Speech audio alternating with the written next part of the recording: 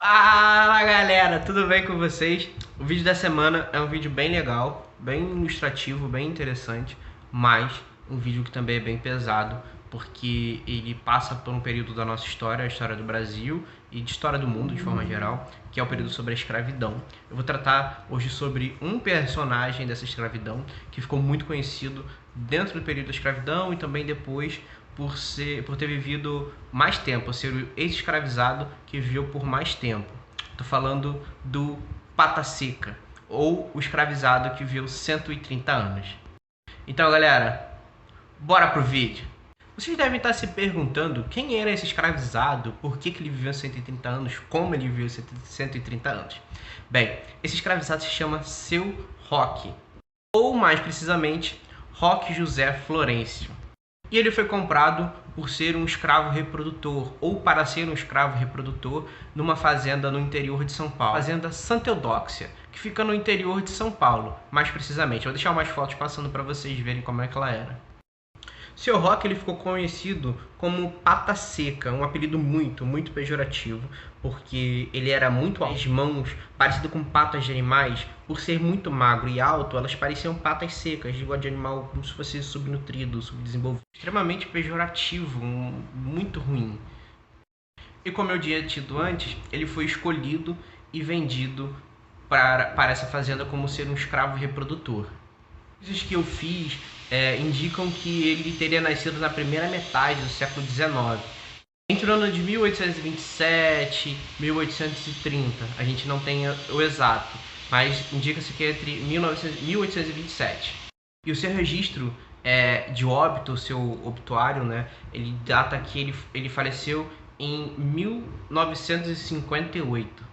Santa Eudóxia, né? Ele viveu toda a sua vida lá, ele trabalhou lá, viveu, e seus filhos, teoricamente, também viveram lá, ou boa parte também. E a sua vida ela era muito diferenciada, né? Por ser um escravo reprodutor, por ser tratado como um animal que reproduz. A gente tem que deixar isso bem claro, que ser tratado ele como um animal que reproduz, a sua vida em relação aos outros escravizados era diferente. Ele não vivia na senzala, ele vivia na senzala da Casa Grande, ele vivia na Casa Grande, fazia alguns trabalhos internos e ele tinha uma alimentação bem diferente dos escravizados. A alimentação era basicamente muito parecida com a dos senhores. E uma curiosidade é que ele vivia diretamente na sede, então ele tinha contato, ele trabalhava como um escravizado da sede, né? E uma curiosidade muito dolorosa é que eles escolheram ele pelo seu porte físico. Como assim? Eles tinham umas escolhas para ser feita, né? Tinha um critério para ser feito a escolha dos escravizados. Eles falavam que os escravizados que tinham pés chatos eram altos, magros, eles tinham calcanhar fino, né? As canelas finas, eram escravos bons para reproduzir. E escravos baixos, gordos, com pé chato, eram escravos que iam ao trabalho. Estima-se por ele ter tido o trabalho, não gostaria de usar esse trabalho, mas sim ser utilizado para ser um escravo reprodutor.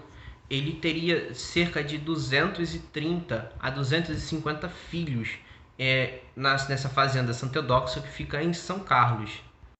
Alguns estudos antropológicos e genéticos feitos na cidade de São Carlos indicam que 30%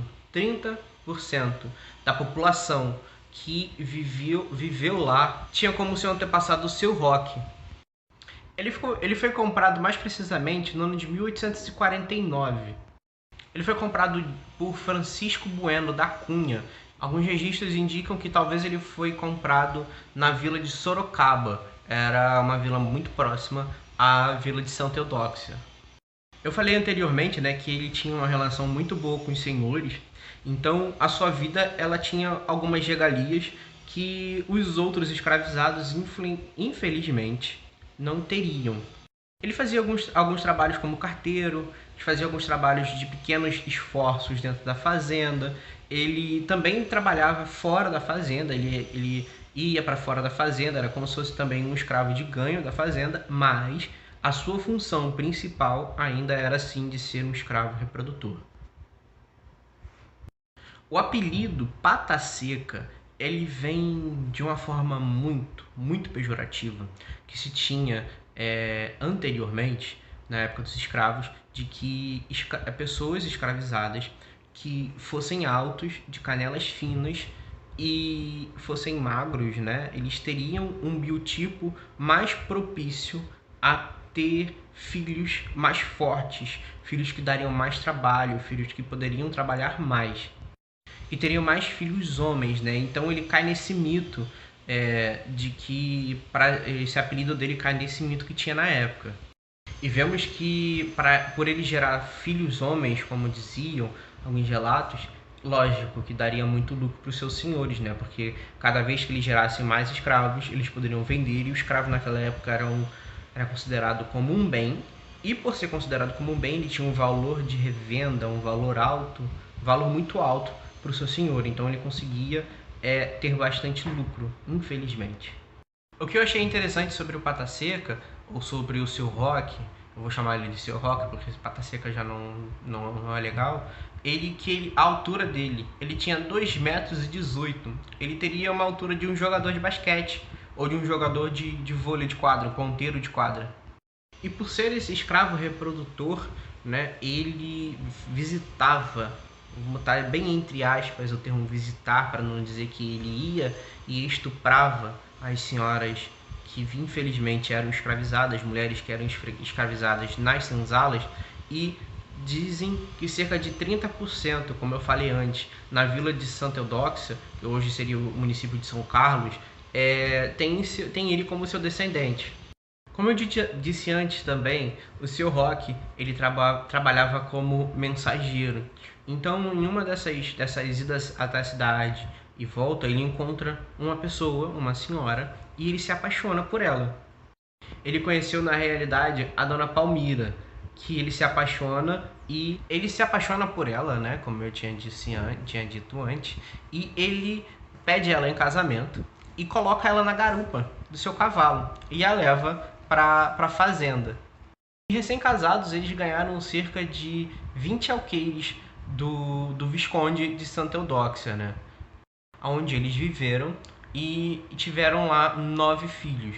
9 filhos dessa relação que ele tinha com a Dona Palmira. Uma observação e uma curiosidade também, a gente tem que observar que se Pata Seca nasceu em 1827, e para ele ainda estar nessa condição de escravizado, ou ter nascido antes de 1871, porque a partir de 1871 a gente tem as leis contra o escravagismo, né? Onde é assinada a lei do ventre livre, quer dizer que toda criança que nascesse a partir de 1871 seria livre. Uma outra curiosidade, que é também abjeta, né, é que com a queda do Império, o fim do Império e o início da República, a gente tem aquela teoria de que temos que embranquecer tudo. Tem que ter um embranquecimento cultural, um embranquecimento da população, uma ligação direta com a Europa, fazendo com que a nossa história não seja preta, e sim seja branca, mulata, mestiça. E a história do Seu Florencio ela é interessante porque faz com que a gente possa estudar um pouco mais sobre esse período, até a Lei de Eusébio de Queiroz, em 1850. Na Lei de Eusébio de Queiroz, ela proíbe a importação, né, proíbe o tráfico de pessoas, né, tráfico de pessoas escravizadas. E faz com que a gente veja a questão do crescimento populacional dessa região, dessa vila de Santa Eudóxia, da vila de São Paulo e até o estado de São Paulo propriamente dito. Uma curiosidade que eu achei também é que, infelizmente, o seu Florencio, ou o Seu Rock, ele faleceu porque ele deu uma topada no moron de cerca, furou o pé, tratou de um certo tempo, e depois ele veio a piorar essa situação no sítio e, infelizmente, ele veio a óbito em 1958. Então ele teria cerca de 130 anos, né, basicamente, desde o seu nascimento até a sua morte. Tem uma entrevista de uma neta dele, se eu não me engano, pelo G1, que eu vou deixar deixar o link para vocês na descrição. E se vocês gostaram do vídeo, dê um like, comenta, compartilha. E se vocês gostaram desse vídeo, especialmente desse vídeo, e quiserem que eu faça um vídeo sobre a Fazenda Santa Eudóxia ou sobre os escravizados dessa fazenda, que tem fotos deles, seria bem legal, bem interessante se vocês colocassem na descrição. Então é isso, família. Valeu, um abraço.